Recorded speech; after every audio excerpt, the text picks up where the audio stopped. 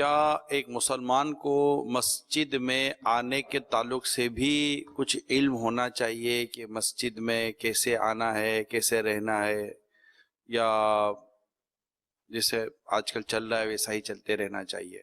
اصول ہیں کچھ؟ انڈرسٹوڈ ہے. مسجد میں اور عام جگہوں میں بڑا فرق ہے.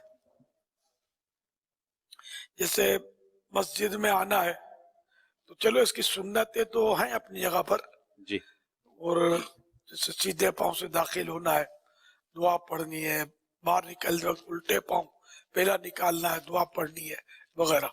اعتکاف کی نیت کریں گے تو اس کا بھی ثواب ملے گا. جب گھر یہاں مسجد میں آئیں گے تو کوئی ایسی یعنی کہ بدبودار چیز نہیں لانی ہے، یا کپڑوں سے یا بدن سے یا منہ سے بدبو آتی ہے تو پھر مسجد کا داخلہ صحیح نہیں ہے، حرام ہے. کہ اس سے فرشتوں کو بھی تکلیف ہوتی ہے اور لوگوں کو بھی تکلیف ہوتی ہے. پھر مسجد میں کھا پی نہیں سکتے. جیسے اعتکاف کی نیت ثواب کے لیے کرے اور پھر کچھ عبادت کر لی اور اب کھانے پینے کا موقع ملا تو اب کھا پی سکیں گے. اس طرح مسجد میں آواز بلند کرنے سے حدیثوں میں منع فرمایا. جیسے لوگ شور مچاتے ہیں، شور نہیں مچانا ہے. کوئی بھی چیز، گمی ہوئی چیز یہ تلاش نہیں کرنی کہ اس کی بھی ممانعت ہے. مسجد میں شور بھی نہیں مچانا، دنیا کی باتیں نہیں کرنی کہ مسجد میں دنیا کی باتیں نیکیوں کو اس طرح کھا جاتی ہے جس طرح آگ لکڑی کو.